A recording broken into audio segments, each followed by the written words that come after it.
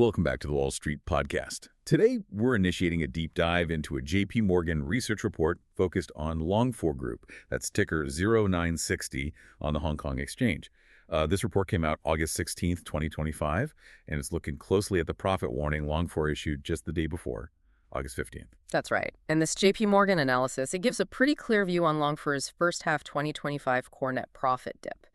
The report really maps out how the market was sort of anticipating this, and JPMorgan gives its own take on the company's financial health and its strategy going forward in, well, a tough Chinese property market. Okay, so let's get into the details of that warning. Longfor said they expect about a 70% drop year over year in their 1H25 core net profit.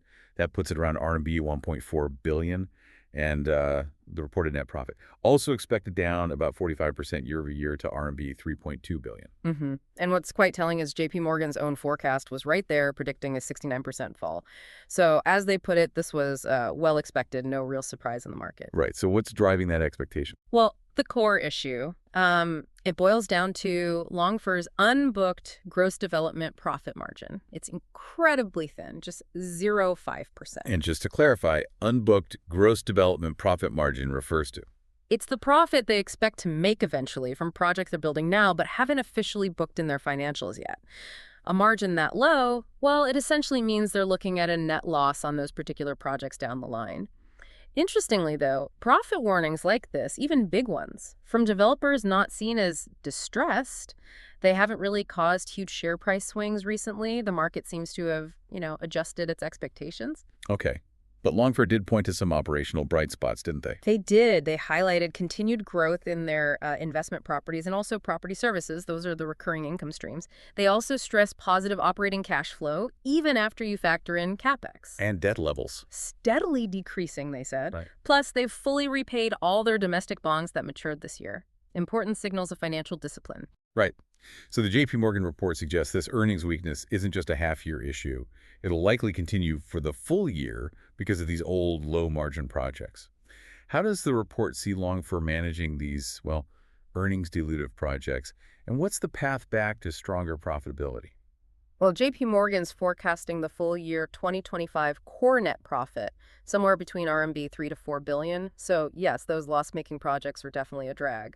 But the key is the strategic pivot.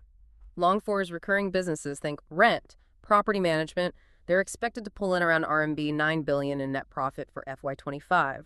The long game here is a gradual transformation. They're aiming to become more like an asset manager.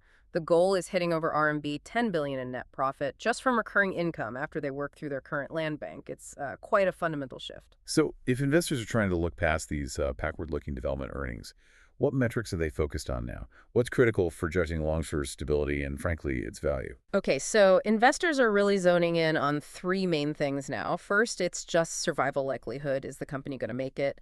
And the key indicator there is operating cash flow, OCF. Longfor keeping that positive in the first half was, vital. Okay, OCF first. What's second? Second is contracted sales momentum. Now, Longfor's sales year-to-date are down around 30% year over year. That's seen as, let's say, manageable from a cash flow angle as long as the drop doesn't go beyond, say, 40% without them buying new land. It's a balancing act. Makes sense. And third? Third, naturally, is the growth in that recurring net profit we just talked about. That's absolutely crucial for their long-term story and stability as they made this transition. Got it. Now, JPMorgan calls Longfor both a short-term tactical play and a medium-long-term turnaround story. That sounds quite optimistic given the profit warning. What's underpinning that view, and how are they actually arriving at their valuation? Yeah, the optimism really comes from this last man standing idea among the non-state-owned Chinese developers. Longfor is one of the few still actually generating positive earnings, which suggests, some relative strength in a very tough sector. The report also points to mitigating default risk and, crucially, the potential for the broader property market to find a bottom, maybe sometime in 2026. It's still an outlook, of course. And the valuation itself? Their December 2025 price target is HK $14.